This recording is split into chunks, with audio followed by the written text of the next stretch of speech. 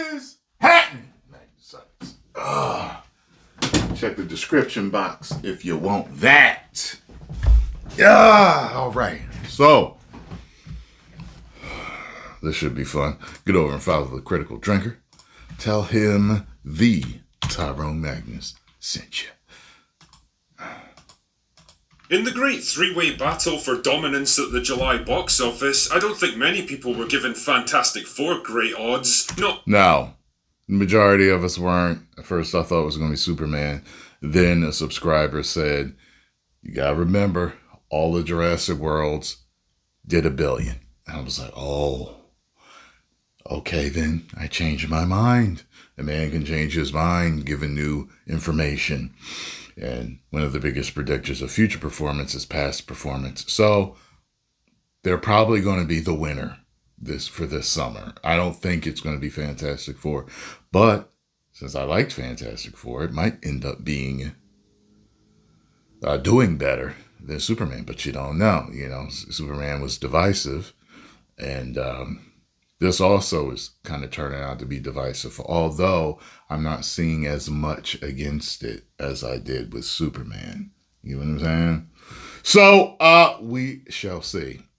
Not only was it going up against a juggernaut like the Jurassic World franchise, which somehow keeps churning out billion-dollar movies despite becoming the dinosaur equivalent of the Fast and Furious, only less coherent, but it was also competing directly against James Gunn's Superman by James Gunn, a movie so insanely hyped up that you could almost forget there were actually other films coming out this summer. And it wasn't exactly taking on these competitors from a position of strength either. The MCU is a brand struggling for relevance and direction these days, let down by 2 disappointing flops already this year, and a TV show so terrible that even Marvel tried. And I liked Brave New World. This was better than Brave New World, though.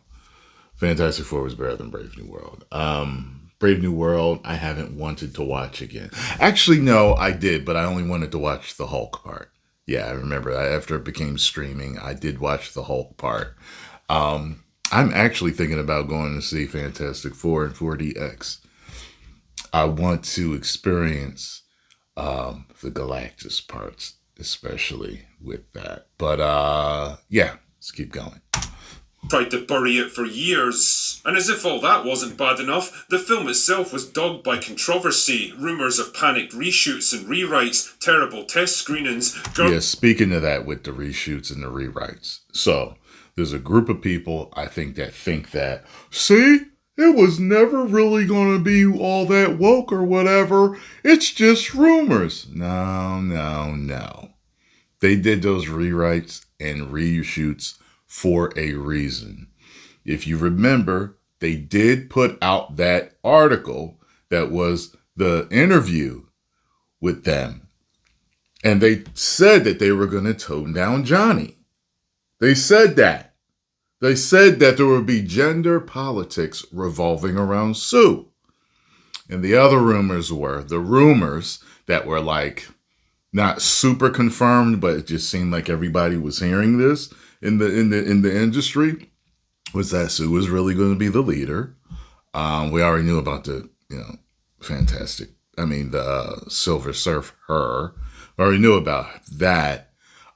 We had also heard that Kevin Feige picked Reed Richards, Pedro Pascal's Reed Richards, because he felt the team was too white. We kept hearing all this stuff. So then, some trailers came out. People was talking about them gay baiting with the lesbian couple in that one. And it was just like, wow. And then you were hearing that that last rumor, people, that I now this is the one that I didn't think was possible. I was like, no, I ain't gonna do that. But it was said that they were going to have Ben Grimm and Reed Richards have a past, if you know what I mean. And that may have been an issue in the movie for him and Sue. Here's the thing. That's what test audiences are for. This is what rewrites and reshoots are for. This is how companies do respond to backlash. I was surprised that the majority of that stuff wasn't in it. The majority of the rumors wasn't in there, especially the two that they printed to be real. Johnny was Johnny, and there were no gender politics around Sue. They said that that was going to be in the movie. That was ironclad on those pages. So I think Disney was desperate. I think a lot of this stuff, or most of it, or half of it, was actually in this movie. And they cut it after fan backlash or fan feedback. And the only thing was left was like, well, we shot the whole movie with the female Silver Surfer, so I kind of leave it in there, and then almost everything else. You know what I'm saying? I did see the lesbian couple in there though. So, but overall, the feel of the movie wasn't woke. You get what I'm saying? I think you guys understand what I mean by a movie can check boxes, but it just didn't feel like it was a woke movie. Now, if all that other stuff was chock full in there, they did all of a sudden make Johnny sensitive to people's feelings and no longer a womanizer. If they did make Sue the leader. If it was confirmed that they chose Pedro because of that. Because, matter of fact, I did also hear that he wasn't their first choice. Like, they wanted other people before him that were Reed Richards guys. You know what I'm saying? I don't know, whatever else. The fact of the matter is, if it was all in there, y'all know that would have been a fully woke movie. But it just didn't feel like it. So I just wanted to let you guys know, just in case I didn't really explain that enough in my review. Girl bosses and political pandering. And of course, the whole thing was built around Pedro Pascal, the most overexposed... You will never, ever catch me dancing with a glow stick and licking it. Ever. I'm too masculine inside. I'm too masculine. There's no way. There's no way I could even bring myself to do it. There's nothing there that says lick a glow stick and dance in a rave. Overhyped actor in Hollywood history. All of this is to say that Fantastic Four felt like it was counted out. He's a good actor, though, I'll tell you that. He is but here's good. the funny thing, dear viewer. He's not It's Reed, actually though. pretty fucking good. In the quiet words of the Virgin Mary, come again. Let's not go nuts here. It's not a great movie by any stretch. It's not going to change the world or save the MCU. Told you it wasn't great and it wasn't fantastic. Superhero movies totally aren't back because of this one film, and there's definitely issues with it. The antagonists aren't very well developed, there's a bit too much convenience driving the plot forward, and you can tell the third act's been chopped up in editing, but for the most part, I think the good far outweighs the bad in this case. Yeah. The four leads were likeable and easy to get invested in. The plot was simple but effective for building up the stakes and tension. Yeah. The gloriously retro-futuristic world was a nice... I meant to point that out. I really, really liked the retro-futuristic world that they built. I really did like that. And I wasn't sure if I was going to like that. And I did. Break from the visual diarrhea that we're used to seeing. The dreaded Marvel humor was massively toned down. There was no girl bossing or pandering like the rumors suggested. Damn man, even Pedro Pascal did a pretty good job as Some people argue with that, with how the ending turned out. But the way they did it, it didn't feel that way. It felt like a mother protecting her child rather than... And it was a team effort in the first place. It was a team effort in the first place to take down Galactus. So I know what people mean by that, but it did not feel that way. It wasn't, don't worry, she's got help. It wasn't that. You get what I'm saying? Reed Richards. No way! I can't quite believe I'm saying this about a Marvel movie in 2025, but credit where credit's due, I quite liked Fantastic Four. The movie opens on an alternate version of Earth with a brisk and breezy intro that explains the origin of the Fantastic Four in a quick, simple summary that works neatly in context. Unlike a fucking wall of text, James. After their first journey into space that gave them all superpowers, the team are now heroes and global celebrities who use their powers for the good of humanity. All great stuff, until one day the Silver Surfer crashes the party by announcing that Earth has been marked for death, and Galactus is on his way to eat the fucking planet. Not... And I did mean to tell you, he has some Unicron-ish stuff about him. The way he moves through space, the way he has certain parts that transform on him, the way they encounter him the first time. I'm like, somebody was watching Transformers the movie before they actually did this. Good news. So the gang head into space with a heavily pregnant Sue Storm to intercept Galactus and either negotiate a peaceful settlement or find a way to destroy him. Galactus easily captures them though and offers them a simple choice. Hand over Sue's unborn son and he'll leave Earth alone, or refuse and he'll kill them all and eat their planet anyway. Boy, that escalated quickly. Very quickly. Naturally, they're not particularly keen on this deal, so they bail the fuck out of there and return to Earth. And for some reason, Reed Richards tells everyone exactly what went down. Did you see that? To Earth, and for some reason... Kind of Unicron-ish, right? Yeah. Reed Richards tells everyone exactly what went down. You are the dumbest, smart person I have ever met in my life. Like, how do you imagine they're going to take it when they realise you're the reason Earth is about to get eaten by a giant cosmic demon gods? Anyway, with Galactus on his way and their popularity on the downslide, the race is on to find a way to... By the way, the Human Torch does something in this movie that I did not know that he could do. I knew that I saw a character do it to him before, but I didn't know that he could do that. Someone let me know if that is one of his powers.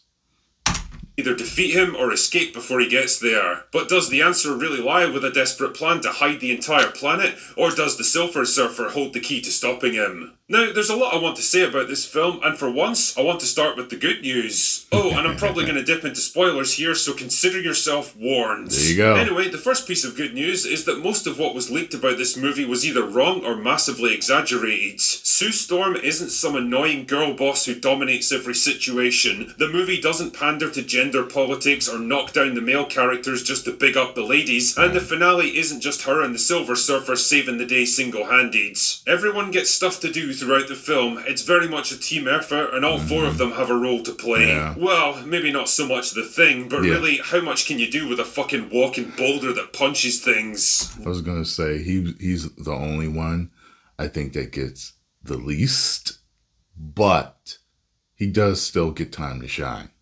Reed leads the way when it comes to science and technology, while Sue is more of a maternal presence over the team, and that's fine. It's a collaboration, not a competition, which is how it should be. Johnny Storm is way less annoying than the trailers made him out to be, and he's actually pretty smart and makes a key discovery that helps them understand the Silver Surfer's true nature. Yeah, I think the movie could have given them more scenes together to flesh out their relationship, but I'll get more into that later. And believe it or not, I also have to give props to Pedro Pascal. Whatever you might think of his public persona or Hollywood trying to push him into absolutely everything, one thing you can't deny is that he's a pretty fucking good actor, and when he's given the right role to work with, he can do great things. I actually liked his portrayal of Reed Richards. He's smart, composed and logical, and despite what the rumours would have you believe, he's never pussified or pushed to the side in favour of Sue Storm. There's a real theme of family, loyalty and teamwork running throughout the narrative, and holy shit, after all the weirdly sterile, sexless, joyless, loveless relationship that we've had to put up with in recent years, it was like some wild acid trip to have a movie that revolves around a husband and wife who love each other and the child that they're about to bring into the world. We've actually reached the point where a bog-standard nuclear family dynamic is some crazy revolutionary concept now. Another thing I appreciated about Fantastic Four was how removed it was from the rest of the MCU and its bullshit convoluted storylines. For once, I didn't have a laundry list of movies and TV shows I needed to catch up on just to understand what the fuck was even happening here. But that never actually bothered me at all, and I don't think that ever actually bothered the majority of fans. We enjoyed watching every movie from beginning to end with the post credits because it became a thing. and you knew everything you needed to know to move on to the next movie or the next show. Where they made it drudgery is when people started to point it out. So after Endgame, everything started to go down the damn toilet. Then the worse things got, you didn't want to watch these movies. You didn't want to watch these television shows so that you understood what was in the next one, because you didn't know if you wanted to watch the next TV show or the next movie. And a lot of fans started to know that they did not want to watch the next movie or the next TV show. So I want to put that caveat in there, because beforehand, we weren't complaining about having to do homework at all. At all. The homework was fun. Like when the cool teacher comes in and he's talking to the delinquents. He's like, hey, all right, so if this happens, that happens. And it's always like some basketball reference or football reference. How much is that? And he's like, oh, 35. Yeah, it was the cool homework to do. It was fun. It's just a neat, self-contained story, and I like that. On the downside, probably my biggest issue with the film is the Silver Surfer, but not for the reasons you might think. Honestly, I don't much care if she's male or female because she's a fucking space alien made out of liquid metal. Well, I do as a fan. He doesn't as a fan, but I do as a fan, and I would say the majority of fans do care. Because they know why Marvel makes these decisions. They know why Marvel inserts what they insert into these films. So it absolutely freaking matters. However, the way she was incorporated in the film, to me, I didn't care. She was just okay. I didn't like her and I didn't not like her. She was just there for me. And she has a moment at the end. But it's almost, I'm just going to let you guys know, in certain ways, it's a retread, though, of the second Fantastic Four movie, just so you know.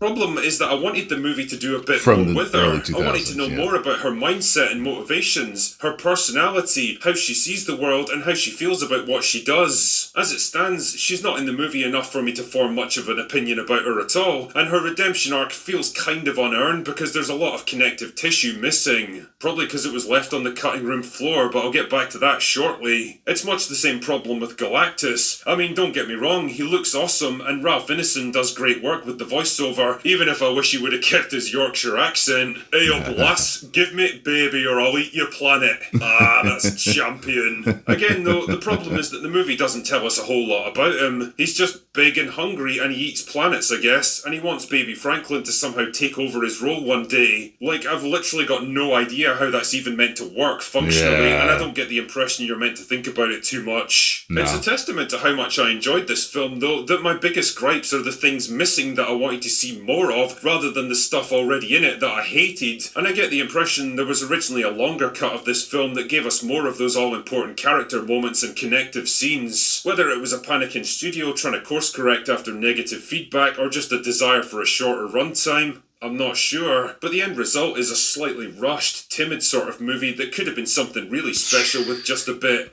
well, more. As it stands though, Fantastic Four is a surprisingly decent movie that does what it does with just enough flair and heart to get you invested, and that probably would have been considered thoroughly mid a decade ago. But in these dark days of cinema, well, it's by far the best superhero film of 2025. Make of that what you will. Anyway, that's all I've got for today. He's right. Go away now. He's right. I think it is the best of this year. I think it is. Yeah. How about that? 10 million subscribers. Woo!